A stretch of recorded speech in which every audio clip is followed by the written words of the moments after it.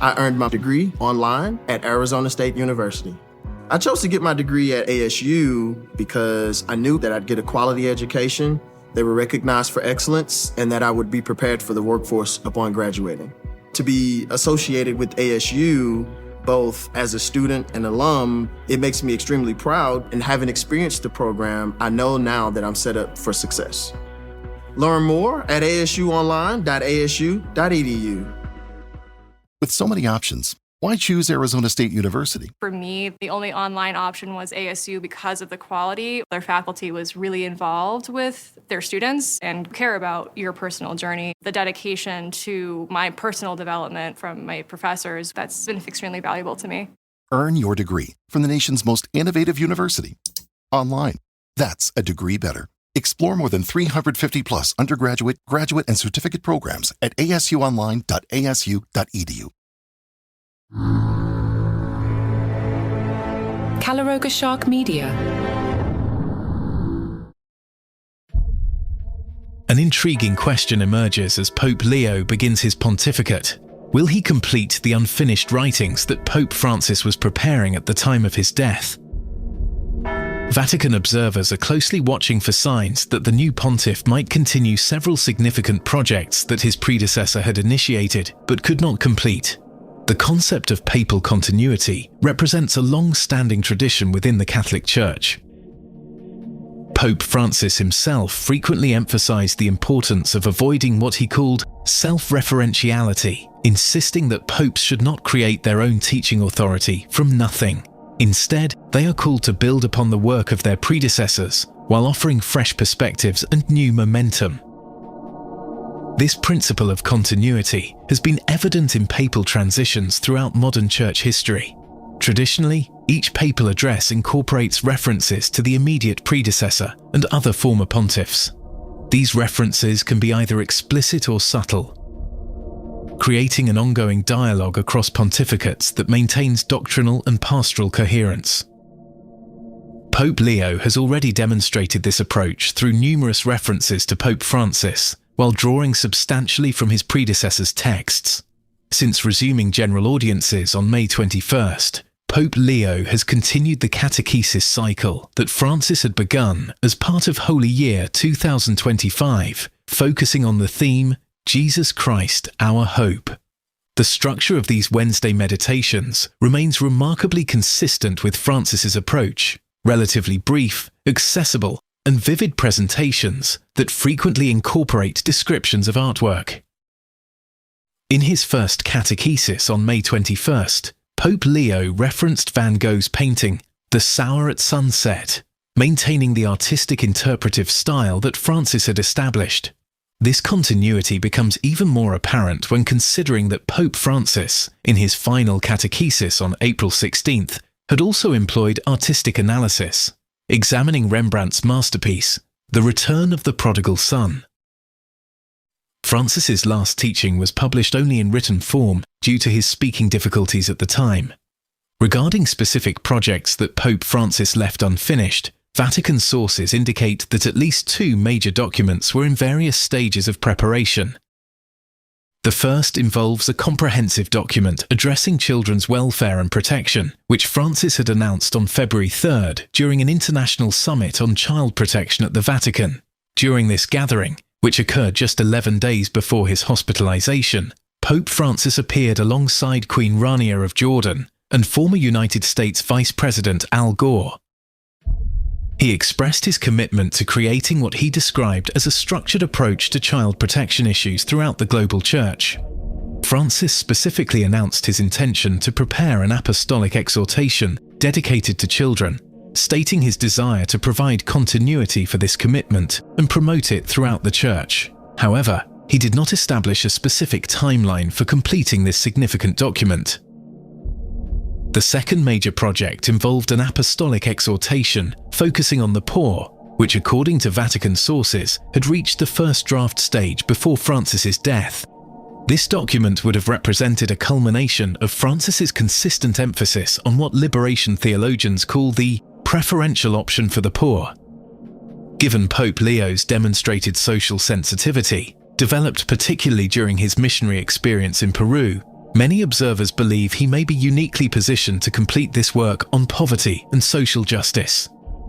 What might have served as Pope Francis's testament on this crucial issue could potentially become a foundational programmatic text for Pope Leo's pontificate. However, Vatican experts emphasize that Pope Leo faces no obligation to complete his predecessor's unfinished works. He maintains complete freedom to pursue different themes and priorities that align with his own pastoral vision and the Church's evolving needs.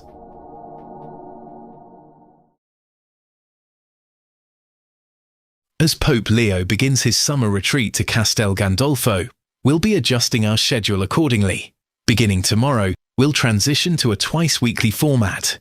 On Thursdays, we'll continue bringing you the latest Pope Leo stories and Vatican news updates, while Sundays will feature our historical storytelling series, exploring fascinating papal tales throughout the centuries.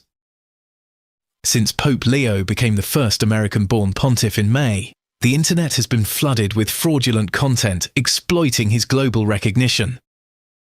A recent Vatican warning highlighted fake Facebook profiles soliciting donations in the Pope's name, emphasizing that the only legitimate way to contribute to Peter's Pence is through the official website. This wave of deception isn't entirely new. Back in 2012, an Italian prankster named Tommaso de Benedetti used a fake cardinal profile to spread false rumors about Pope Benedict XVI's death on Twitter. In 2016, one of the most shared fake stories claimed Pope Francis had endorsed Donald Trump for president. However, today's digital trickery has grown more sophisticated and convincing. Consider a recent Instagram video from late May showing what appeared to be Pope Leo criticizing Vice President J.D. Vance's response to former President Joe Biden's cancer diagnosis. The voice mimicked the Pope's distinctive Midwestern accent and smooth delivery, but it was entirely fabricated using artificial intelligence voice synthesis technology. This deceptive video gained traction because it built upon a real foundation. Pope Leo had previously shared an article critical of Vance's comments about the Ordo Amoris, or the ordering of love. The fake video cleverly expanded this genuine criticism into a fabricated verbal attack. Several red flags revealed its artificial nature. The speaking pace was slightly faster than Pope Leo's natural rhythm. The audio referred to the vice president simply as Vance, rather than the more respectful Mr. Vance that the Pope would likely use. Most telling, the visuals showed the Pope reading from text, but his lip movements didn't match the spoken words. The creator attempted to hide this by placing a speech bubble over much of the Pope's mouth. Not all questionable content proves false. A YouTube video titled VP Vance, Pope Leo Talk Online Dating Problems, initially seemed dubious. The idea of the world's most famous celibate discussing dating apps with a political figure appeared incongruous. However, this video bore the Fox News logo and originated from their authentic YouTube channel, verified by its substantial follower count and extensive video library. News reports from multiple outlets confirmed the story, tracing back to a New York Times interview where Vance revealed he had indeed discussed dating app concerns with Pope Leo during their meeting. Despite Vatican statements that Pope Leo maintains no official Facebook presence, hundreds of fake accounts claim to represent him.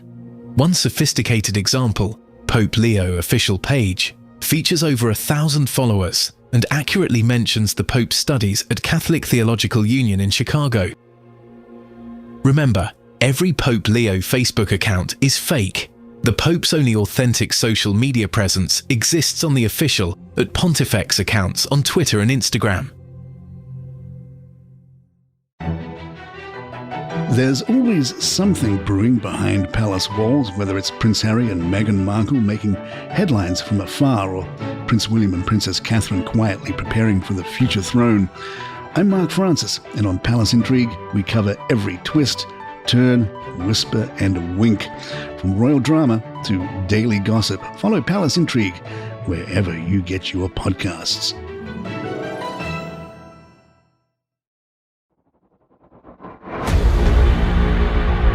You can call me James. I spent 23 years designing aircraft that officially don't exist for agencies you think TV made up. Until I started asking the wrong questions. Navy ships are recording objects moving at impossible speeds. Infrastructure is failing in coordinated patterns.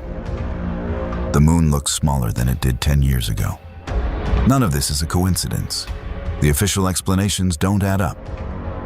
This is Paranormal Aliens, where we connect the dots they don't want connected. If you're hearing this, you know where to get podcasts.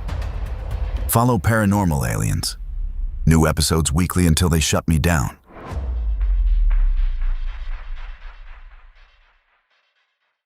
Hey, my name is John Podhoretz. I'm the host of the Commentary Magazine Daily Podcast. We try every day to give you a sense of where America is, where the world is, where Donald Trump is, where the Democrats are, where the Republicans are, where American society is, and where it's headed. Lively, significant, important topics of discussion. Please subscribe, Apple, Spotify, wherever you get your fine podcasts, the Commentary Magazine Daily Podcast.